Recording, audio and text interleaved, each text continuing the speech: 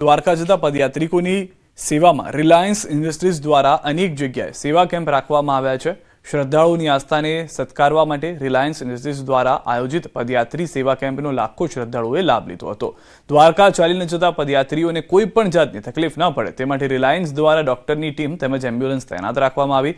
રસ્તામાં સેવા કેમ્પમાં રિલાયન્સ દ્વારા તમામ મેડિકલ સુવિધા ઉપલબ્ધ કરાવવામાં આવી રહી છે। પદયાત્રિકો જણાવી રહ્યા છે કે રસ્તામાં કોઈ પણ જાતની તકલીફ પડતી નથી। રિલાયન્સના કેમ્પમાં ખૂબ જ સુવિધા મળી હતી। સાળંગપુર ધામ કષ્ટભંજન દેવ હનુમાનજીના મંદિરમાં 3 માર્ચે ગુજરાતનો સૌથી મોટો રંગોત્સવ યોજાશે। હોળીના દિવસે દાદાને પચરંગી વાઘા અને રંગબેરંગી ફૂલોનો શણગાર કરવામાં આવશે। મંગળા આરતી અને શણગાર આરતી બાદ ફૂલ્લોત્સવમાં દાદાની વિશેષ પૂજા કરાશે। સવારે 7:30 થી 11 વાગ્યા દરમિયાન મંદિર પરિસરમાં સંતો અને લાખો ભક્તો એકસાથે રંગોત્સવમાં ભાગ લેશે। આ માટે 7 પ્રકારના 51,000 કિલો ઓર્ગેનિક રંગો દાદાને અર્પણ કરાશે અને એર પ્રેશર મશીન દ્વારા ભક્તો પર રંગોની વર્ષા કરવામાં આવશે। રંગોત્સવને ખાસ બનાવવા માટે 70 થી 80 ફૂટ ઊંચા 500 કલર બ્લાસ્ટર, 100 રિબિન બ્લાસ્ટર અને રંગીન ફાયરવર્ક સાથે 10,000 ફુગ્ગા છોડવામાં આવશે। નાસિક ઢોલના તાલે ઢોલીઓ ધૂમ મચાવશે।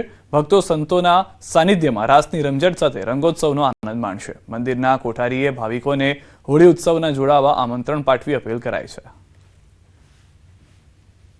ધારણ કરેલા પ્રસાદી બૂટ કેસુડાના ફૂલોથી કેસુડાનો કલરનું પાણી તૈયાર કરી અને ભક્તોના ઉપર આ મહાપ્રસાદી બૂટ જળથી પણ રંગે રમીને બધાને આનંદિત કરનાર છે। ત્યારે હજારો ને લાખોની સંખ્યામાં જ્યારે અહીંયા ભક્તો આવનાર હોય એની માટે પૂર્વ રહેવાની સુવિધાઓ તો હવે સાળંગપુર ધામની અંદર થઈ જ ગઈ છે, પણ જમવાની વિશેષ સુવિધાઓ, પાર્કિંગની વગેરે સુવિધાઓ પણ એકદમ સુંદર કરવામાં આવી છે। વિશ્વ પ્રસિદ્ધ એવા યાત્રાધામ શ્રી કષ્ટભંજન દેવ હનુમાનજી મંદિર ખાતે ફાગણી પૂનમ નિમિત્તે ભવ્ય રંગોત્સવનું આયોજન આગામી તારીખ 3 માર્ચ 2026ના રોજ અહીં ભવ્ય હોળી ઉત્સવનું આયોજન કરવામાં આવ્યું છે। દર વખતની જેમ આ વર્ષે પણ ભવ્ય અતિ ભવ્ય ઉજવણી કરવામાં આવશે। ત્યારે આ ઉજવણીઓને લઈ આખરી ઓપ આપવામાં આવી રહ્યો છે। મંદિર પરિસરને સંપૂર્ણ રીતે શણગાર સજાવવામાં આવ્યા છે, તો વિશાળ ભવ્ય સ્ટેજ પણ બનાવી દેવામાં આવ્યું છે। ત્યારે લાખોની સંખ્યામાં અહીં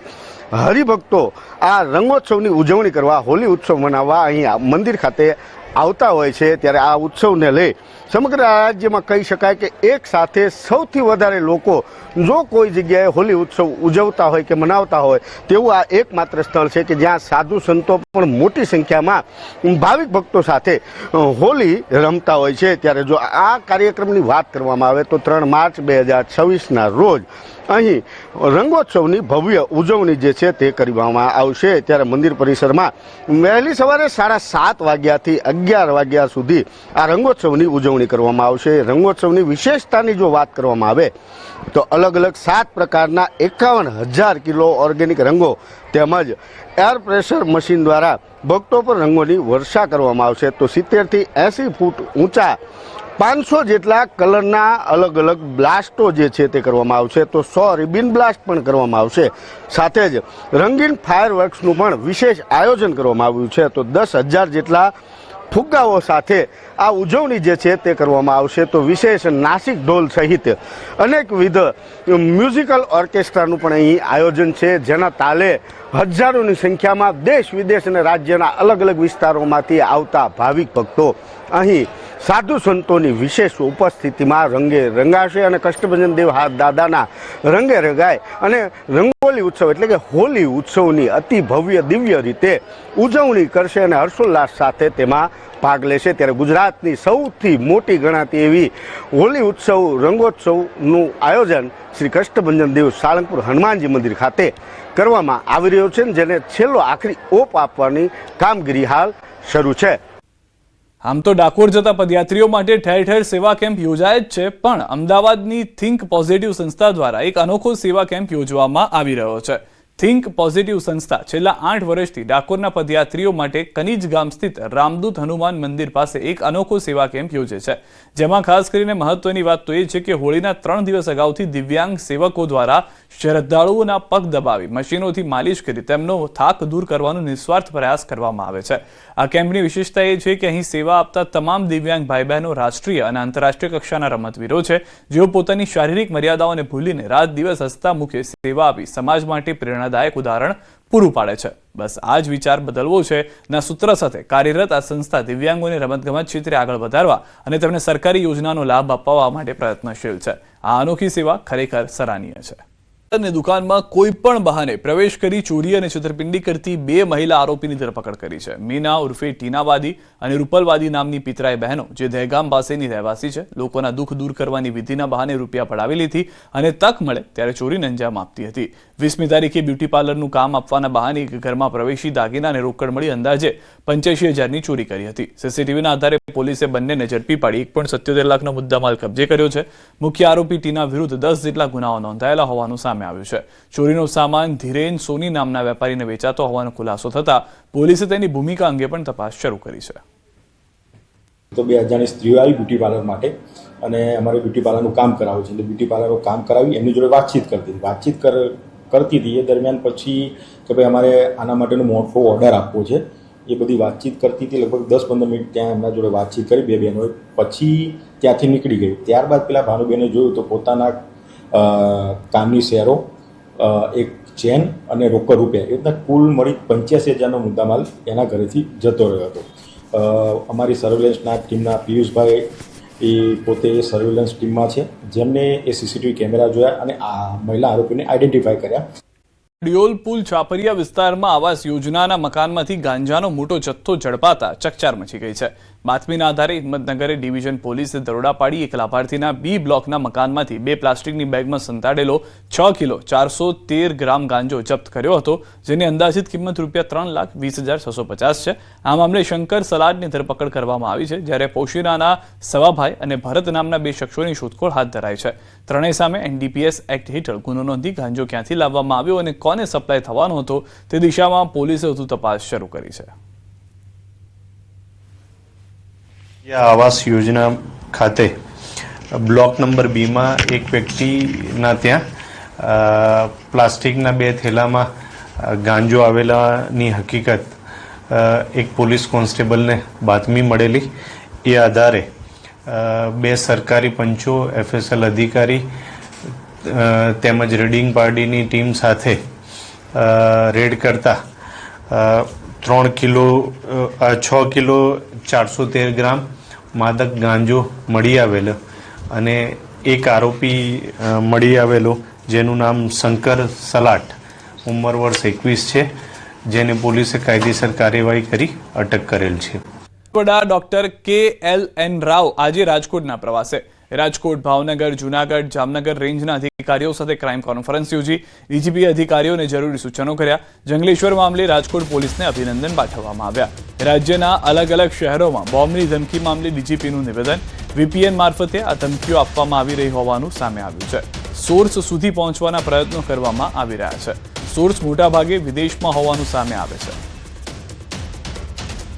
તો સાયબર ફ્રોડ મામલે DGPનું નિવેદન. અત્યાર સુધીમાં પોલીસે લોકોને ₹50 કરોડ સુધીની રકમ પરત કરાવી આપી છે. 191930 સાયબર હેલ્પલાઇન પર કોલ કર્યા બાદ 1 કલાકનો સમય ગોલ્ડન અવર્સ હોય છે.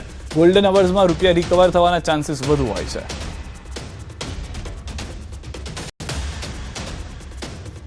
તે જે ફોરેન બેઝડ VPN યુઝ કરીને આપણા ઈમેલ્સ મોકલતા હોય છે અને ફેક કોલ્સ મોકલતા હોય છે, તો એને પણ અમે તપાસ કરી રહ્યા છે. અમે સોર્સ સુધી પહોંચી ગયું છે, પણ સોર્સ અમુક સમયે દેશની બહારનું પણ હોય, તો એ દિશામાં પણ અમારી સેન્ટર ઓફ એક્સલન્સ અને જે હાઈએસ્ટ લેવલના જે ક્રાઇમ બ્રાન્ચના જે ટીમો છે એ કાર્યરત છે. એમાં એક ગોલ્ડન અવર હોય છે કે જેટલા વહેલું બને એટલા વહેલું આપણે 1930 ઉપર આપણે ફરિયાદ કરીએ તો એટલા અમે જલ્દીથી વહેલાથી આપણે એને level of transaction of money જે છે આપણે રોકી શકાય.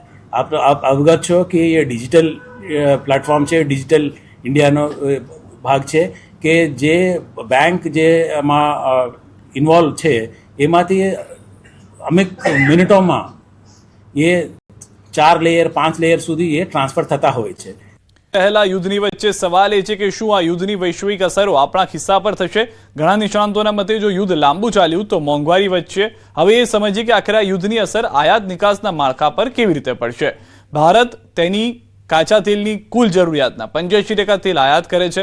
મોટાભાગનું કાચું તેલ ખાડી દેશમાંથી આવે છે. જો તેલની સપ્લાય ચેન ખોરવાય તો તેની સીધી અસર ભારતમાં આયાત થતા તેલ પર પડે અને બની શકે કે આપણે તેલ માટે વધુ રકમ ચૂકવવી પડે. તો આ તરફ આયાત થતી વસ્તુઓ પર મોંઘી થવાની શક્યતા વધી જશે. માત્ર આયાત જ નહીં, નિકાસ પર પણ તેની અસર થશે, કેમ કે નિકાસ વધુ ખર્ચાળ બનશે, પરિણામે મુશ્કેલીઓ વધશે. બીજી તરફ કૃષિ પ્રધાન દેશ ભારતમાં ખાતરનું સ્થાનિક ઉત્પાદન અપૂરતું હોવાથી અને માંગ વધવાને કારણે આયાત કરવી પડે છે, પરંતુ યુદ્ધના કારણે ખાતરની આયાત પર અસર થવાની સંભાવના છે. હવે આયાત નિકાસ મોંઘવારી બાદ એ ભારતીયોની વાત કરીએ તો ત્યાં આગળ ખાડી દેશમાં કામ કરે છે. ગલ્ફ કન્ટ્રીઝમાં લાખો ભારતીયો રોજગારી મેળવી રહ્યા છે. જો યુદ્ધ ચાલુ રહેશે તો નોકરી ગુમાવવાની જોખમ સર્જાશે. વર્તમાન સમયમાં પરિસ્થિતિ તંગ બનતા ખાડી દેશોમાં વસતા ભારતીયો તણાવભર્યું જીવન જીવવા મજબૂર બનશે. જણાવી દઈએ આપને કે યુદ્ધની અસર માત્ર ખાડી દેશો સુધી જ સીમિત નહીં રહે, પરંતુ શેર બજાર અને સોના ચાંદીના ભાવમાં પણ જોવા મળશે. વૈશ્વિક અસ્થિરતાથી રોકાણકારોમાં ડરનો માહોલ છે. પરિણામે શેર બજારમાંથી નીકળી સોના ચાંદીમાં રોકાણ વધી શકે છે અને જો સોના ચાંદીમાં રોકાણ વધે તો ભાવ ઊંચકાઈ શકે. આ તરફ સોના ચાંદીનો આયાત ખર્ચ વધે તો ભાવ પર અસર થાય છે. આ સિવાય એવિએશન સેક્ટરને પણ અસર પહોંચશે. યુદ્ધના કારણે એર રૂટ બદલવા પડશે, જેથી ખર્ચ પણ વધશે. એર ટિકિટના દર વધી શકે, કાર્ગો દરમાં પણ વધારો થઈ શકે છે. હવે સમજીએ કે ખાડી દેશોમાં ચાલી રહેલા યુદ્ધની આયાત અને નિકાસ થતી વસ્તુઓ પર અસરના સંભવિત કારણો કયા કયા છે.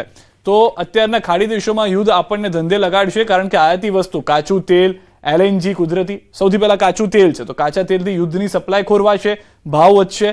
LNG અને કુદરતી ગેસ શિપિંગ પર જોખમ છે, તેના કારણે પણ ભાવ વધી શકે છે.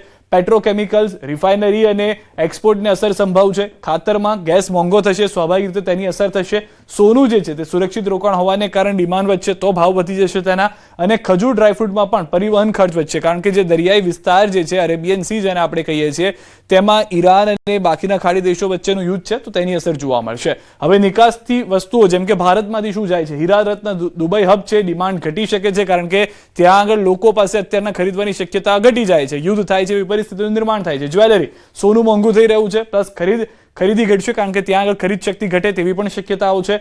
બાસમતી ચોખા, ખાડી દેશોનો મુખ્ય બજાર જે છે તે બાસમતી ચોખા ભારતમાંથી તેઓ લે છે, તેના પર અસર પડશે. તેની સાથે માંસ, પરિવહન મોંઘું પડી શકે છે. જે દરિયાઈ રૂટથી જતું હતું, હવાઈ સફરો લોકોની બંધ થઈ રહી છે, એરપોર્ટ બંધ થઈ રહ્યા છે, તેના કારણે તે મોકલવું પણ મુશ્કેલ થતું જશે. દવાઓ, ચૂકવણી, સપ્લાય ચેન ખોરવાઈ શકે છે, કારણ કે કેટલી બધી મેડિસિન્સ એવી છે, ડ્રગ્સ એવા છે કે જે ભારતથી મોકલવામાં આવતા હોય છે ખાડી દેશોમાં, તો તે સપ્લાય ચેનના કારણે અસર થશે.